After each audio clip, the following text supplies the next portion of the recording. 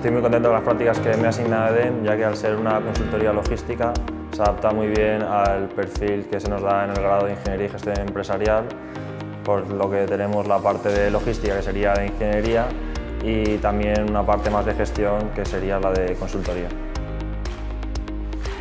Todo estoy en dos departamentos. El departamento financiero, sobre todo lo que más estoy haciendo es la asignatura de contabilidad, pero aplicada con un software. Y luego en el departamento de procesos y operaciones, sobre todo las asignaturas de diseño de cadena de suministro y también de gestión de cadena de suministro. Desde luego contamos en el futuro con volver a repetir esta experiencia.